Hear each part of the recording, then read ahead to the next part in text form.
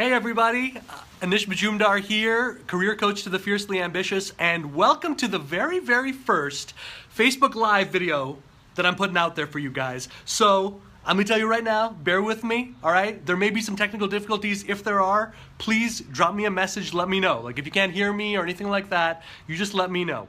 I am very excited about this one because I wanna share with you 3 things that I think everyone should be doing when it comes to negotiating salary. Salary negotiation is a freaky thing, and let me just say, I am not coming at it as some crazy expert, okay?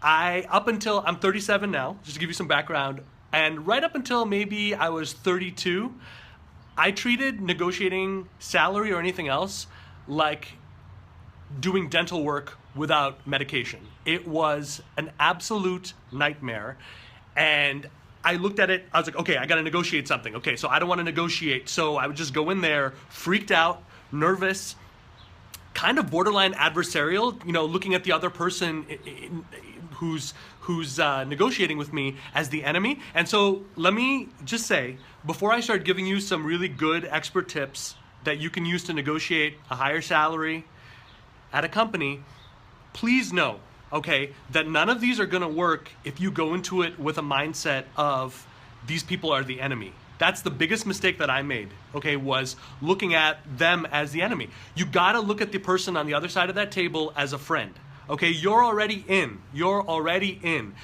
are already on board with this job and being a part of this team. You just need a little bit of help figuring out some of the details. A couple of small details that we're gonna figure out together as friends, and then we're just gonna move on, all right? This is not about ultimatums or anything like that. We're just a friendly conversation with 2 people who know each other, like each other, respect each other, and are playing for the same thing. We all want the same thing, right? The employer wants to bring you on board, and you wanna be on board. So there's no adversarial relationship here. So please know that the most important thing you can do, the thing that statistically is going to represent 80% of your success during a negotiation, is looking at the other side as a friend, as people who are on your side. So having said that, all right, let's get into it. Tip number 1, this is a strategy called priming. Priming, think about this. If you have a well, and now I know I'm really dating myself here, okay? But let's say you've got a water well. You gotta prime the pump first, right? Before the water comes out. Same principle applies here. So, if before you reach the salary negotiation stage, you can have someone sing your praises, now you're priming the actual offer and all successive counteroffers and all the rest in a more positive light. It's the difference between if I picked up the phone right now and I cold called someone and I said, hey, I'm Anish, I'm a career coach, I build resumes, I build LinkedIn profiles, I help people get interviews and offers on the table. The person on the other side doesn't know anything about me, right? So they haven't been primed. So they're gonna look at this whole thing from an air of suspicion. And that's what you want to avoid going into a salary negotiation. So how can you prime the pump? Well, one way is to make sure that by the time you're in talks with someone, an employer, that someone else has come in and given you what's known as an internal reference. That's not rocket science, by the way. It's just, I'm pursuing a job at Amazon, so let me go on LinkedIn and before I cold submit my resume, see who do I know on Amazon? Who are my first degree connections? Shoot them a message saying, hey, can we hop on the phone for 5 minutes? There's an opportunity at your company that I'd love to talk to you about and pick your brains. That's it. You just need one person at the company who's putting in a good word. So let's say you don't have someone like that, right? And you're in the hiring process and it's about to go into that serious kind of level there. Here's an amazing way to prime, okay? It is unbelievably effective. It is called the preemptive reference. And here's what it means. One person from your career, from your past, who calls the hiring manager, contacts someone at that company who's responsible for making this decision, or writes to them, emails them, a handwritten, a typed letter is better, call is the best. And they, on your behalf, without the employer reaching out to anyone, right? They're not checking references, okay? This is someone who's acting of their own volition, calls up the employer, the person who's considering taking you on board, and says, you know what? Your name or my name, Anish. Anish is an absolute rock star. He really changed things for us. He really is doing this for more than just the money. This is a passion, a calling, an expert. That kind of preemptive reference almost always is going to guarantee a higher than range offer for you. Almost every time. So if you have someone, okay, someone in your past, a former boss, a colleague, someone that you respect, who you know is going to sing your praises, and you know that they're willing to go to bat for you on that level, to pick up the phone, call up your contact that you've been in talks with, and put in that preemptive reference for you, holy crap, is that ever an amazing, amazing, amazing value add. Okay, so that preemptive reference is one of the most powerful ways to prime the pump so that the offer that you get is going to be higher than range. So please keep that in mind if you've got someone like that, because that's money. That is real money for you. That is real way to make this happen. So priming is one thing that you can do. Anchoring is the other, okay? Anchoring is when you set an idea in someone's mind that predisposes a favorable outcome. When it comes to the salary negotiation, this is what I mean. Many people make a mistake of saying, okay, I got to give these people a range. So I'm going to say, yeah, I'm looking for a range between $125,000 and $150,000. That doesn't work that well, okay? Because of those two numbers, what do you think an employer is going to take more seriously? They're not going to take 150 seriously. You know, if someone's saying to me, you know, I want to buy this for either $1,000 or $500. Like, what do you think? What's the number here that's gonna appeal, right? Don't do that.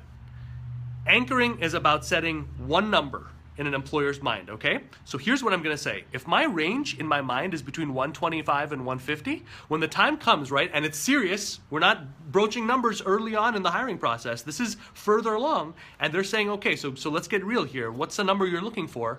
I'm gonna say, instead of I'm looking for 125 to 150, I'm gonna say, I'm really looking for a salary of $150,000.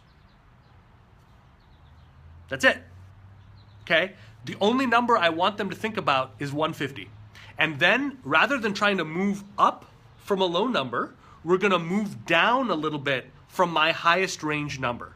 And we're ideally gonna hit a place where it's at the upper end of what they've budgeted for, and it's at the quote unquote lower end of what I've given out. That is effective anchoring. So when you're asked for that number, okay, don't give them a range. Give them the highest possible number in that range and just be absolutely quiet, all right? There's nothing you can say after giving out a number, by the way, that is gonna help you. You're only gonna negotiate against yourself. So give out the high number and just wait, and then prepare to negotiate down, not negotiate up. Negotiating up is almost impossible in this situation. So that's called anchoring, setting an anchor, a number, one number in someone's mind. Finally, this one is gonna sound a little Jedi mind tricky. I realize this. I'm not a super psychological, you know, mystical type dude. I'm all about practical stuff. I promise you, this has a practical application, okay? It's called framing. And what it really boils down to, framing is setting the stage for what kind of a negotiation it's gonna be before you're in it. So just like that preemptive reference is an amazing way, right, to set high expectations in an employer's mind about who you are and your value before they give you an offer. This is kind of the same deal, only this is all about words. Here's what I mean. I know I'm about to get into a negotiation with someone, right? So rather than saying, I need this, I must have this, this is my absolute baseline. Those are all really kind of like confrontational type words, right? Those are words that are gonna make an employer say right from the get-go, oh, okay, I gotcha. So this is gonna be an adversarial type deal, right? You don't wanna do that. So I want you to really pick your words very carefully when money starts rearing its head in the hiring phase. And I want you to use words like this: fair, reasonable, equitable, coming to a mutual agreement, these are the words that you want to use. You don't want to give anything that makes it sound like an ultimatum or you're walking out of here if the number's not right, all right? Because you're here for something, I would hope, more than just the money by that point. So everything that you're putting out, all the verbiage that you're using is about being fair, is about being mutual. It's about being reasonable, right? This is about fairness. This is not me sticking you for as much money as you got. This is about us coming to a fair agreement because I'm gonna bust my butt for you when I start this job. I'm gonna give you absolutely everything, and compensation, ultimately, what is it but compensating me in other parts of my life so that I'm not worried about bills and I'm not worried about my kid's college fund and I'm not worried about taking a vacation, right? It compensates for all of that. So as friends, pick your words very, very, very carefully, and so that by the time you get into the offer stage and the negotiation stage, you've set a pattern of friends, a conversation of friends. And that's really the ultimate judo trick here, is if you can look at people as friends and you can treat them as friends and you can treat them as real, equal allies, then you have done 80% more than most people do when they negotiate salary, which means you're 80% more likely to have an amazing outcome. So I just want to quickly, I hope those have been helpful. I want to quickly address a question that came in that I think is really, really great. All right, we briefly touched on this, and that is, Anish, what is one mistake that everyone makes in the salary negotiation process that you shouldn't make? I'm assuming is the other part of that question, okay? Here it is, all right? Number one biggest mistake is not asking for time. The biggest thing in your arsenal when you get an offer is to ask for time. You gotta ask for time no matter what. Please burrow that into your mind, okay? You get an offer, you are never accepting at the moment that you get it. You are never saying yes at the moment that you get it. You are always asking for, may I please have a little bit of time to consider this and get back to you. Don't say, I need to run it over with my wife or my husband, because that sort of sends a signal that you can't make a decision on your own. You're just asking for more time to deliberate and make a reasoned decision here, and please may I have a day or so to think it over. That is the most valuable thing, by the way, more than the compensation, perks, and stuff like that that you can ask for, is time. So please, ask for time when you get an offer.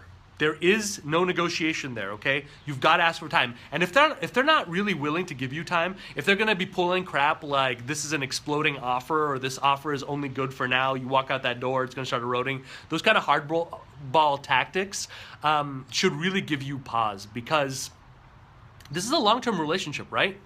I mean, you're moving into a company, you're devoting precious years of your life and your expertise to making sure they're a success. So they don't care enough about you to give you a day to think it over. They don't take you seriously enough to take it a day. I'll always give someone a day, no matter how busy I am. So please, ask for time. That's the biggest mistake that people make. When you get an offer, ask for that time to think it over. My friends, I have loved doing this for you guys. I hope these tips have been useful to you. Please play it back. And here's what I would like to know. If this was valuable to you, can you share with me some career and salary related, specifically horror stories that you've dealt with? What really threw you for a curveball? You know, what, when you got into that salary stage, makes you say, God, I could have made more money there. I really could have. I really feel bad that that happened, or that was something unexpected. I would love to know it, and I promise you, I read each and every one of these comments, okay? So I will read it, and I will respond back to you if you hit me up, and I hope that you do, because I'm really just naturally curious to know what's going on out there with you. You know, what's working for you, what's not, and how can we make you more money, and how can we make you more successful at the end of the day. So thank you guys so much for being with me on this inaugural one. I'll talk to you guys soon. If you like that video, I encourage you to hit subscribe to get other expert tips and strategies that will take your career further.